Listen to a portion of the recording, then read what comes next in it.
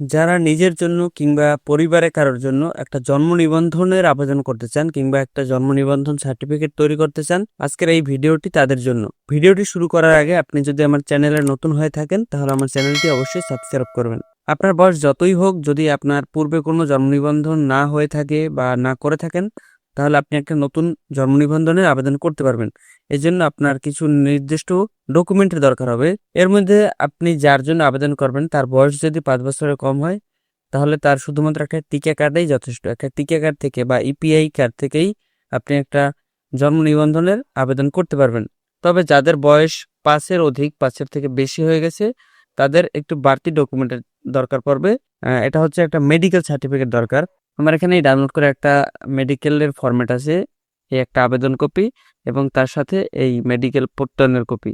এই দুইটা কপি আপনাকে সরকারি হাসপাতালের রেজিস্টার্ড ডাক্তার দ্বারা এই মেডিকেলটা স্বাক্ষর করে আনতে হবে, পূরণ করে। এটা আনতে হলে এর পিছনে কিছু ডকুমেন্ট আপনাকে দেখাতে হয়। তার একটা হচ্ছে টিকা কার্ড হতে পারে কিংবা এনআইডি কার্ড হতে পারে, অথবা যদি এর কোনোটাই না থাকে, আপনার স্কুল কলেজে লেখাপড়া করেছেন তার একটা প্রত্যয়নপত্র হলেও হবে। আর যারা এসএসসি পাস করেছেন কিংবা জেএসসি পাস করেছেন, সার্টিফিকেট আছে, তাদের সার্টিফিকেটের মূল কপি দিয়েই আবেদন করতে পারবেন।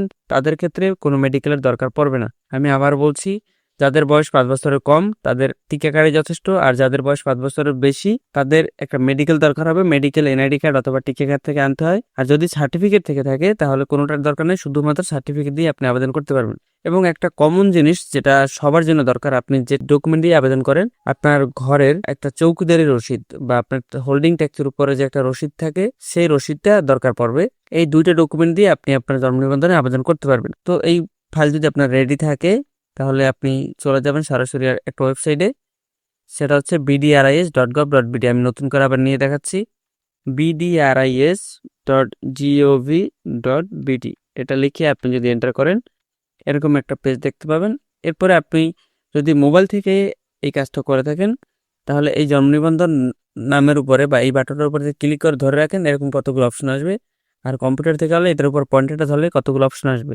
এখান থেকে জন্ম নিবন্ধন আবেদন এটার উপরে ক্লিক করবেন। এরপরে আপনি কোন ঠিকানায় নিবন্ধনের জন্য আবেদন করতে চান, স্থায়ী ঠিকানায় নাকি জন্মস্থান। আর যদি দুটো ঠিকানা একই হয় তাহলে যে কোনো একটা সিলেক্ট করে আপনি পরবর্তীতে ক্লিক করবেন। এরপরে এই ঘরে আপনি আপনার নামের প্রথম অংশটা, আপনার যদি নাম 2 অংশ হয়, যেমন মোহাম্মদ মুসাব্বির, তাহলে আপনি এই ঘরে মোহাম্মদ লিখবেন, এই ঘরে মুসাব্বির লিখবেন, এটা বাংলায় লিখবেন। এরপরে নামের ইংলিশটা এই ঘরে প্রথম অংশ, এই ঘরে শেষ অংশ লিখবেন। এরপরে এইখানে জন্ম তারিখ দিতে হবে। এই জন্য আপনি এটার উপর যদি ক্লিক করেন একটা পপ আপ উইন্ডো আসবে। এখান থেকে ক্লিক করে সর্বপ্রথম আপনি সালটা সিলেক্ট করে নেবেন, কত সালে আপনি জন্মগ্রহণ করেছেন বা যার জন্য আবেদন করেন তার জন্ম সালটা। তারপরে কোন মাস, তারপরে কোন তারিখ, এটা যে কোনো কিছু হতে পারে, আপনি সিলেক্ট করবেন। এরপরে পিতা ও মাতার কততম সন্তান, মানে আপনার যতজন ভাই বোন আছে বা যার জন্য আবেদন করবেন তারা যতজন ভাই বোন, তার ভিতরে আবেদনকারী কত নম্বর, ভাই বোনের ভিতরে তার সিরিয়াল কত, সেই সিরিয়ালটা এখান থেকে সিলেক্ট করবেন। তারপরে লিঙ্গ, আবেদনকারী পুরুষ নাকি মহিলা নাকি তৃতীয় লিঙ্গ, যেটাই হোক সেটা সিলেক্ট করবেন। এরপর এখান থেকে দেশ বাংলাদেশ, কোন বিভাগের আন্ডারে আছেন বা আপনার ঠিকানা কোন বিভাগে, তারপরে জেলা সিলেক্ট করবেন। তারপরে এখান থেকে উপজেলা, এখান থেকে ইউনিয়ন, কোন ইউনিয়নের আন্ডারে, তারপরে কত নম্বর ওয়ার্ড। এরপরে আপনার ঠিকানার ডাকঘরটা বাংলা এখানে লিখবেন, যেমন হতে পারে এটা জাজিরা। আমি একটা নাম লিখে দেখাচ্ছি, এটা একটা এক্সাম্পল দিচ্ছি। এরপর আপনি হাইপেন দিয়ে একটা আপনার ডাকঘরের যে কোড, ডাক কোড, সেটা আপনি লিখতে পারেন, পোস্ট কোড যেটাকে বলে। আপনি চাইলে লিখতে পারেন, না লিখলেও সমস্যা নেই, মনে করেন এটাই। এরপর আপনার গ্রামের নামটা বাংলা এখানে লিখবেন, লেখার পরে একটা কমা দিবেন। একইভাবে এই ঘরে আপনি আপনার ডাকঘরের নামটা বা কোডটা ইংরেজিতে লিখবেন, এই ঘরে আপনার গ্রামটা ইংরেজিতে লিখবেন। এরপরে গ্রামের নামের শেষে একটা কমা দিবেন। এরপরে সবগুলো পূরণ হয়ে গেলে পরবর্তী বাটনে ক্লিক করবেন। পরবর্তী বাটনে ক্লিক করলে এরকম একটা উইন্ডো আসবে। এখান থেকে আপনি যার জন্য আবেদন করছেন তার বয়স যদি 18 বছরের কম হয়, তাহলে তার পিতা এবং মাতার জন্ম নিবন্ধন আগেই থাকতে হবে এবং তাদের সেই জন্ম নিবন্ধন নাম্বার, জন্ম তারিখ এখানে সাবমিট করতে হবে। আর যদি আবেদনকারীর বয়স 18 বছর উপর হয়ে থাকে, তাহলে পিতা মাতার জন্ম নিবন্ধন নাম্বার ছাড়াও আবেদন করা যাবে। শুধুমাত্র পিতার নাম বাংলা এখানে লিখতে হবে, পিতার নাম ইংরেজিতে এখানে লিখতে হবে এবং পিতার জাতীয়তা বাংলাদেশি বা যেটাই হোক সেটা এখানে দিতে হবে। মায়ের ক্ষেত্রে একইভাবে মায়ের নাম বাংলা এখানে লিখবেন, মায়ের নাম ইংরেজিতে এখানে লিখবেন এবং মায়ের জাতীয়তা এখানে দিবেন।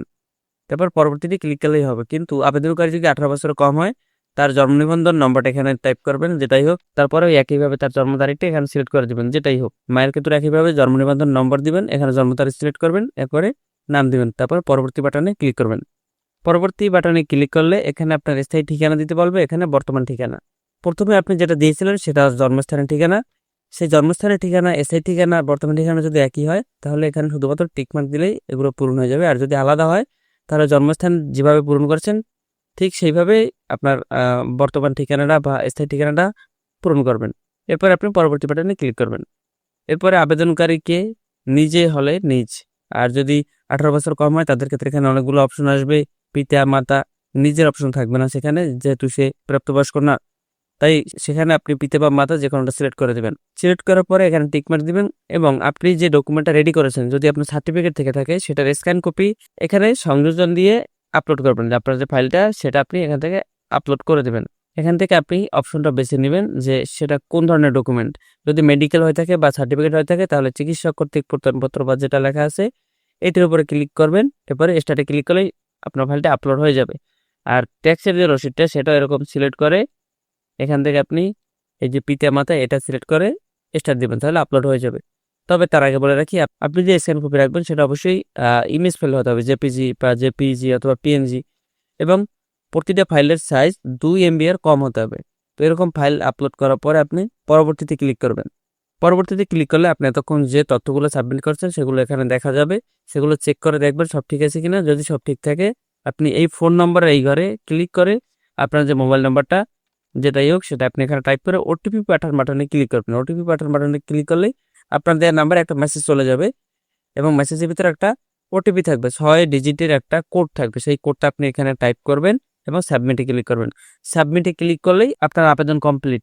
আবেদন কমপ্লিট হলেই আপনি একটা আবেদন আইডি পাবেন ওখানে। সেই আবেদন আইডিটা ব্যবহার করে আপনি আবেদন কপিটা ডাউনলোড করতে পারবেন। আর আবেদন কপি ডাউনলোড না করলেও শুধুমাত্র ওই আবেদন নম্বরটা নিয়ে যদি আপনি আপনার ইউনিয়ন পরিষদে চলে যান, কিছু পরিমাণ টাকা দিয়ে সেখানে সেই আবেদনটা আপনি কনফার্ম করাবেন বা রিসিভ করাবেন। তার কিছুদিন পরে আপনার জন্ম নিবন্ধন রেডি হয়ে যাবে। তো আজকের ভিডিওটা এই পর্যন্ত। ভিডিওটি যদি সামান্য উপকার আসে তাহলে অবশ্যই একটি লাইক করবেন, আর ভিডিওটি অবশ্যই শেয়ার করবেন আপনার বন্ধুদের মাঝে, পরিচিতদের মাঝে যাদের এরকম ভিডিও দরকার। আর অবশ্যই কমেন্ট করে জানাবেন বুঝতে কোনো অসুবিধা আছে কিনা। যদি কোনো অসুবিধা থাকে আমি বুঝিয়ে দেওয়ার চেষ্টা করব। সকলকে আবারও ধন্যবাদ দিয়ে আমি ভিডিওটি এখানে শেষ করছি।